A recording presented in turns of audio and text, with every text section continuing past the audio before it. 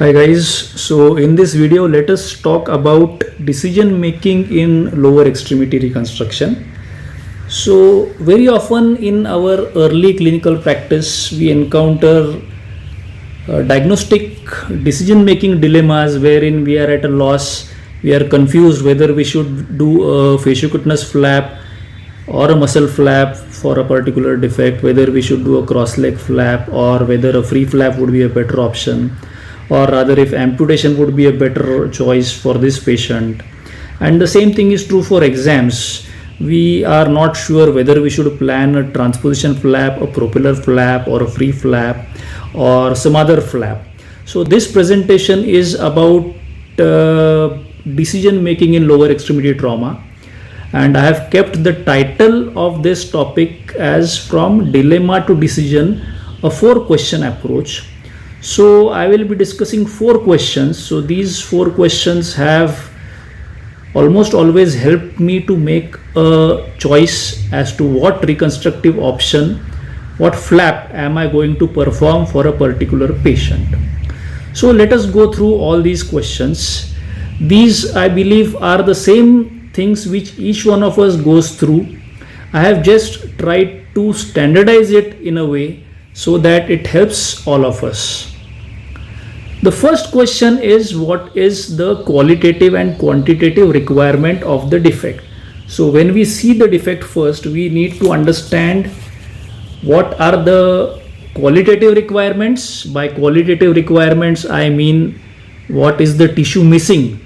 If the bone is missing, muscle is missing, skin component is missing, or all these are missing in a composite manner. So that is the qualitative loss and qualitative requirement of the defect. And what is the quantitative requirement of the defect? It is the volume required, 10 by 10 centimeters, 15 by 15 centimeters, and so on. Now in lower extremity trauma, it is not important to replace like by like. We always replace loss of gastrocnemius muscle by skin graft, or maybe fasciocutaneous component by a gastrocnemius muscle flap. So like is replacement by like principle is not always mandatory, but it gives us an idea of what all reconstructive options do we have. This brings us to the second question, is based on our knowledge of the qualitative and quantitative requirements of the defect, what all are the possible reconstructive available options with us. It is very important for us to know that what we can do for this particular patient is not necessarily the same as what the patient needs. Similarly, it is also important to note that what can be done for the patient is not always same to what should be done for that particular patient. There are a lot of parameters involved. Lot of these decisions are based on the access of the patient. By access I mean access of the patient to the healthcare, the insurance status of the patient, whether the patient is able to travel frequently for repeated follow-ups as and when justified by the procedure, whether the patient has a good enough support system, emotional support system, a logistical support system, as well as a financial support system. So all these things should be taken into consideration when we think of all the possible reconstructive options. For example, if we have a patient with heel pad defect, we can do a reverse sural flap, we can do a medial plantar artery flap, we can do a free radial artery forearm flap, we can do a free LD muscle flap, we can do a free anterolateral thigh flap, we can simply put in VAC, put in skin substitutes like Integra, put in VAC again, keep this going on for a couple of weeks, and then put in a simple skin graft. So these are all the variety of reconstructive options available for us. Of these, we have to take the best option available. So if the patient has lots of money and lots of time, our reconstructive option would be different than if the patient doesn't have any money and doesn't have time. So these are not ideal scenarios, but we need to make decisions based on these things. So this brings us to the third question, which is, now that we have all the reconstructive options at our disposal in our mind, what is the best possible reconstructive option for this patient in my hands with minimal donor site morbidity? So this is the third question.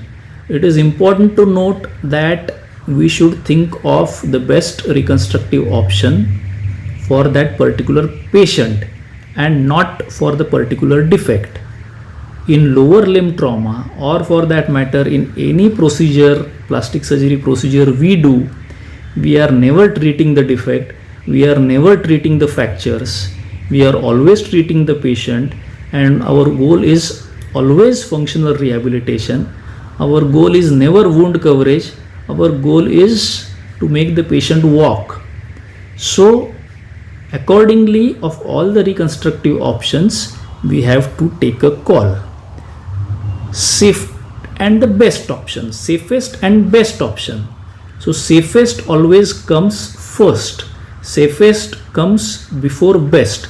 So this is one of the most important things which should be taken in consideration while we decide our best possible reconstructive option. Whether we do the same things, same procedures under different circumstances. So no, if we are doing a particular procedure in a peripheral hospital or a peripheral nursing home, where we know that a sepsis might not be as desired as we want it to be, as in a corporate setup, the post-op care is going to be compromised, whereas as an operating surgeon you won't be seeing the patient frequently, dressing will be taken care of by some untrained staff. Under these circumstances, you might probably not select the same reconstructive option which you would select in a corporate setup, where you have a good support system, good trained staff, quality I would say quality assistants who would be taking care of the post-op care of the patients. By the end of this question, I think most of us have zeroed down to at least one or a maximum of two reconstructive options for any particular defect. Let us move to the fourth and last question, which almost always for me takes the decision. So this is the final decision making question for all of us. What is the flap or procedure which I would perform for a loved one under similar conditions? By similar conditions, I mean my same technical skill, same support staff, same financial conditions, and same other paraphernalia around that particular scenario. So if I am going to do a particular flap which I would do for a loved one, then that should be the obvious choice which I should be doing for any patient of mine. The principle here is always first do no harm. What happens in our early phase is there is a lot of adrenaline flowing in. We have attended conferences, read a lot of new things, read journal articles, read new flaps, and we have a fixed mindset. We decide that today I am going to do propeller flap, and we go in with the thought of a propeller flap, and we find that the surrounding tissue is a bit contused, and even in spite of that we feel no, it's okay and propeller flap would probably work well. So that should not be the thought process with which we should go in. First principle always is first do no harm. So even if we have to do a particular flap, a new flap, which we should, because we are surgeons, we are plastic surgeons, and unless we keep on doing new procedures, new techniques, there is going to be no growth of the specialty and no growth of us as surgeons. But we should also be ready to change our plan intraoperatively so as to do no harm. So this is the first principle which we should follow. And finally, whatever we would do for our loved one under the same scenarios, the same flap would be an ideal flap for any particular patient. Now coming to the next aspect of this presentation and the final part of it is, what about exams? When a defect is given in exams, what should the students say? What should they plan? Should they plan a transposition flap, a propeller flap, a free flap, cross leg flap? Because there can be n number of options for any particular defect. So I personally feel my rule of thumb is plan a particular flap which you would actually do, which you would be actually comfortable doing.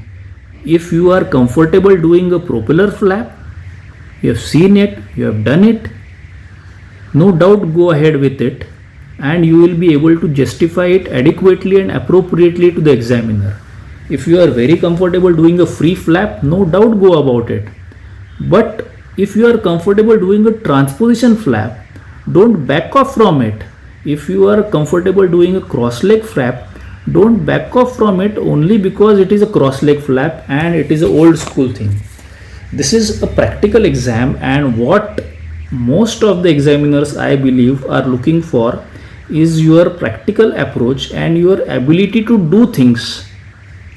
Not what is given in books, but what is practical. So those are basically purely my thoughts. Some examiners might differ. There might be different school of thoughts of different people on this. But again, as said initially, this is what I have tried to sum up here is my school of thoughts regarding the 4-question approach to decision making in lower extremity trauma. I believe this was quite a boring video. This was the first video in the list of 4 boring videos. The other 3 videos are about again decision making in lower extremity trauma, which are divided into various subtopics: knee, upper third, middle third, lower third, sole. So there will be over 75 cases which will be discussed. The thought process behind decision making will be discussed, and again those will be elaborate videos, and I believe would be quite boring and long. It would be difficult to listen to them through a stretch, but yes, I look to making those videos and I hope they'll benefit you. Thank you.